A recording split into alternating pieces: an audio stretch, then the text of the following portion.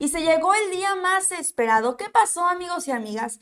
El periodista Raimundo Rivapalacio publicó en su cuenta de Twitter en días pasados que iba a destapar el secreto más secreto del gobierno de López Obrador. Aquí lo estamos viendo. Ante esta situación, varios usuarios de Twitter se pronunciaron al respecto y le dijeron: ya no te creemos, pareces guionista de La Rosa de Guadalupe. Yo les pregunto a ustedes porque más adelante vamos a ver lo que ya publicó, porque ya está publicado el grandioso secreto que, como él lo menciona. Y bueno, ya me dejarán ustedes si le creen o no le creen, pero antes vamos a ver las reacciones de las personas. A esto se rebajó Riva Palacios a decir mitotes de AMLO e inventar chismes. Ya mejor abra un canal de chismes y drama en YouTube, así le ponen varias personas. También aquí ponen como un meme que dice: la fuente de Arriba Palacio, lo soñé.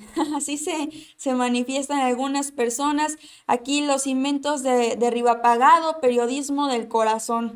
Bueno, así ya con eso entramos un poco en contexto y ahora sí vamos a conocer de qué trata todo esto.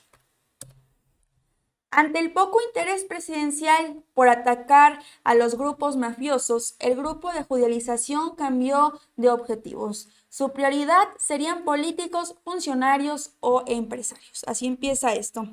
Hay un rancho cerca de Toluca donde regularmente se reunían funcionarios de la Fiscalía General de la República, de la Unidad de Inteligencia Financiera, de la Consejería Jurídica de la Presidencia, de las Secretarías de la Defensa y de la Marina, del Centro Nacional de Inteligencia, así como representantes del Poder Judicial. Comían, se divertían y cantaban, en un ejercicio de divertimiento de estar en camaradas que seguía después a una reunión de trabajo en donde enfocaban a qué organizaciones de los grupos mafiosos e individuos en particular iban a perseguir, neutralizar, desarticular o a quienes procesarían y llevarían a prisión.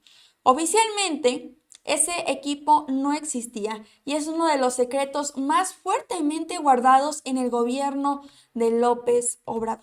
Como ven, amigos y amigas, así comienza este escrito publicado. En ese equipo lo llaman grupo de judicialización y aunque no se le ha decretado la muerte, ha dejado de funcionar de la manera como lo hizo durante la primera parte del sexenio. El grupo fue una idea del exconsejero jurídico de la presidencia, Julio Scherer, y fue adscrito al Centro Nacional de Inteligencia, encabezado por personas de toda confianza del exfuncionario presidencial. La idea original era disponer de un cuerpo jurídico altamente especializado que pudiera actuar de manera expedita contra los grupos mafiosos, con un equipo de ministerios públicos trabajando en tándem con las áreas de inteligencia del gobierno y en coordinación con el Poder Judicial para poder tener toda la cadena de procuración y administración de justicia alineada para esos fines. El objetivo primario de este grupo de judicialización rápidamente se desinfló por la estrategia presidencial de no actuar de manera firme contra los grupos mafiosos y preferir una política de ojos ciegos a sus actividades, pensando que al dejarlos de confrontar, la violencia disminuiría. El presidente pensaba de manera incorrecta que el problema de consumo era exclusivo de Estados Unidos, mientras que la violencia con armas estadounidenses era algo que tenían que pagar los mexicanos. Si bien la segunda parte del razonamiento era correcta, la primera no. Desde 1996, cuando cambió la forma de pago de los grupos mafiosos colombianos a los mexicanos de efectivo a especie, se crearon mercados de consumo en México cuyo fenómeno, los grupos mafiosos que transportaban estas sustancias, es responsable de los mayores índices de violencia en el país. Ante el poco interés presidencial por atacar a los grupos mafiosos, este grupo cambió de objetivos. Los mafiosos no serían ya su prioridad, sino políticos, funcionarios o empresarios. Sobre este segmento empezó a enfocar sus esfuerzos para irles abriendo investigaciones y procesarlos. No todos los casos tenían sustento, pero la unidad de inteligencia financiera en los tiempos de Santiago Nieto forzó varios casos y entregó documentación a la Fiscalía General, que muchas veces se topó con la imposibilidad de judicializarlos, lo que fue una eterna fuente de conflicto de Santiago Nieto con el fiscal Alejandro Hertz Manero. Frente a esas experiencias, lo que empezó a hacer la Fiscalía fue mostrar de manera extraoficial sus expedientes a los jueces para que estos les hicieran observaciones, para que los ajustaran y de esa forma, al llegar a los juzgados, no se los rechazaran por mal integrados. Este grupo de judicialización provocó tensiones hacia el interior del gobierno y Scherer encontró obstáculos y enfrentó conflictos a su osada idea, con bloqueos en el Centro Nacional de Inteligencia contra, cuando menos, en un funcionario de su confianza, a quien le encargó la construcción de ese equipo, pero nadie objetó su integración, pese a que estaba en los límites de la legalidad, por un lado, y le quitaba atribuciones a la Fiscalía General. Tampoco les importó borrar la línea de separación de poderes. Al integrar al Poder Judicial dentro de la estrategia del gobierno, había una coincidencia o complicidad en el ataque y persecución de quienes el presidente considerara sus enemigos y sobre los cuales podía seguir fortaleciendo su discurso anticorrupción. El grupo de judicialización es el secreto más secreto del gobierno, porque fue el instrumento para usar las leyes con fines políticos, sin importar que a veces fuera torcida para cumplir con los objetivos.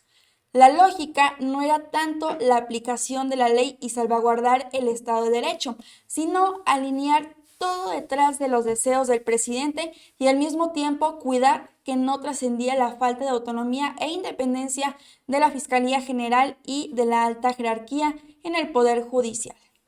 Pero tanto poder provocó envidias y choques. Hubo miembros originales del grupo de judicialización que cuando vieron el giro de las investigaciones de estos grupos mafiosos a políticos o empresarios, optaron por alejarse en todos los sentidos. Las fricciones entre dependencias se agudizaron, como sucedió entre la Fiscalía y la Unidad de Inteligencia Financiera, y gradualmente se hicieron incrementando los conflictos entre viejos aliados como Hertz Manero y Scherer, quien fue el promotor del fiscal al empezar a medir sus fuerzas o guardar distancia por sus suspicacias sobre su integridad de marinos y soldados.